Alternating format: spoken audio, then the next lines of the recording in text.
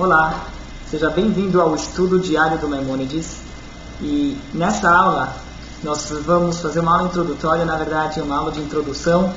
Ela não está relacionada especificamente com o estudo de nenhum dia, mas vale a pena dedicar esses poucos minutos que vamos dessa aula para ter uma noção do que geral do que se passa nesse estudo. Depois, se alguém quiser, ele pode ler a introdução do Maimônides e ficar mais claro o que nós estamos falando aqui. A introdução começa na página 34 do livro em português, mas o estudo de fato ele começa na página 38. Também faz parte da introdução, mas é onde que começam os estudos diários.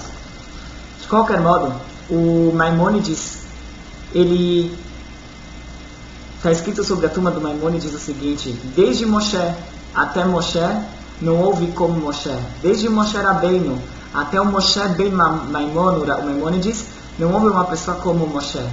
Isso que foi escrito no túmulo do Maimônides, que foi atribuído a ele, foi uma frase que os sábios da sua geração falaram sobre ele. Não foi à toa por causa que ele tinha o nome Moshe e ficava bem, então combinava, por isso que escreveram.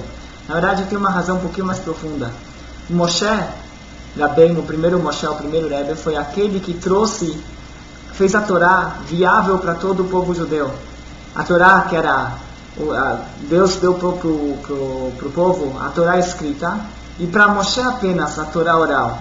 E Moshe, que a Torá oral na verdade são as instruções de como cumprir as mitzvot que estão escritas na Torá escrita. Na Torá escrita, por exemplo, a gente lê sobre a mitzvah do Tefilim. Está escrito 4 passagens na Torá que você deve amarrar essas palavras em seu braço e colocá-las como um sinal entre teus olhos. De onde que surgiu o tefilim preto, quadrado, que a cabeça são separadas em 4 compartimentos, o da mão em uma só, as 4 partiotas, tiras pretas, tudo isso daqui, de onde que surgiu? Isso aqui tudo foi transmitido oralmente desde Moshe. E Moshe recebeu essas instruções de como devemos cumprir as mitzvot, e ele fez questão, ele se preocupou em ensinar isso daqui para as pessoas da geração dele, e ele viabilizou a Torá para todo o povo judeu. E o mesmo acontece com o Maimônides na geração dele. O Maimônides, a gente vê nas suas obras que a preocupação dele em viabilizar e fazer a Torá acessível para o maior número de judeus possíveis. Inclusive, a gente encontra que várias obras dele ele escreveu no árabe, que era a língua falada por muitos judeus, ou pelo menos pelos judeus da região dele, era a língua que eles falavam. Ele escreveu livros de Torá em árabe justamente para que a Torá estivesse acessível para essas pessoas. Um dos livros que ele escreveu em árabe, aqui é uma curiosidade interessante para nós, é o Sefer HaMitzvot, o livro das mitzvot dele. Ele escreveu em árabe para viabilizar a Torá para o povo judeu. Nesse livro, o Sefer HaMitzvot, ele escreve na introdução que na verdade esse livro foi um precursor de uma outra obra que ele quis escrever. E é importante a gente conhecer isso daqui para poder entender como que está a divisão desse estudo diário do Maimônides. O Maimônides, ele tinha em mente, ele queria escrever uma obra na qual ele incluísse todas as leis de todas as mitzvot da Torá. O que acontece? Até a época dele, se alguém quisesse saber as leis do Shabat, então como que a pessoa conhece as leis do Shabat? Primeiro ele lê na Torá, Deus fala para vocês: já trabalharás e no 7º você tem que descansar. Não faça trabalhos no 7º dia. O que é fazer um trabalho no 7º dia? A pessoa tem que abrir o Talmud e procurar o que é um trabalho, quais são os trabalhos proibidos e quais são as atividades proibidas no Shabat. E não adianta abrir só um volume do Talmud, você tem que abrir vários, porque muitos do Talmud, da forma que ele está escrita, ele é escrito de uma forma de enciclopédia, não é com entradas, não é como uma enciclopédia que são entradas, ele está escrito em uma forma de narração, e os assuntos estão espalhados em todos os volumes do Talmud, e não estão reunidos, não estão separados por assuntos. Às vezes você pode, para descobrir um detalhe de uma lei, você tem que procurar num outro tratado. Em outras palavras, para você conhecer as leis de um determinado assunto, você tinha que conhecer todo o Talmud. Então, a pessoa ou sabia tudo, ou sabia muito pouco, mas nada que servia para ele poder decidir e falar qual é a forma de cumprir as mitzvot. Então, isso daqui era até a época do Maimônides.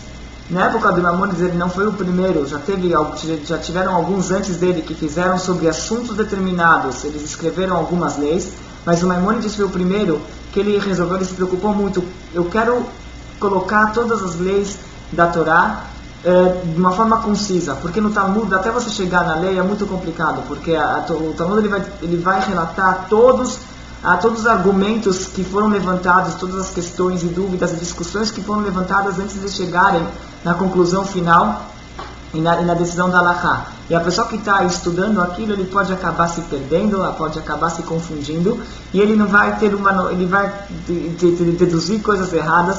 Então Maimônides ele queria falar, só colocar as conclusões finais, pular todas as dissertações, todas as discussões e hipóteses levantadas. Ele quis também tirar o nome de todas as pessoas do Talmud, ele faz questão de mencionar o nome de quem foi o sábio que falou, e muitas vezes é um sábio que falou em nome do outro, que falou em nome de um terceiro, e daí o Talmud falou, disse sábio fulano, em nome de ciclano, em nome de beltrano, que disse, que ouviu de não sei quem. Então daí agora fica muito complicado, a pessoa ele apagou tudo isso daqui, e ele escreveu um livro com leis, só leis. E daí ele próprio, Maimônides fala que ele ficou pensando por muito tempo como que ele vai colocar, como ele vai fazer a divisão, se ele vai seguir a ordem do Talmud, ou se ele vai designar uma nova ordem. Ele falou que para viabilizar e para tornar-se acessível, mais fácil é separar por assunto. Cada assunto ele vai dividir em capítulos, e cada capítulo em parágrafos, e assim nós temos a obra do Maimônides, que é chamado do Mishneh Torah, ou o Yad HaZaká. Mishneh Torah foi o nome que o Maimônides deu, e o motivo que ele deu esse nome é porque ele falou assim, agora a partir desse momento você não precisa mais ler o Talmud, basta você ler a Torá escrita, e daí depois de ler a Torá escrita você passa para a minha obra, e daí você já conhece todas as leis da Torá.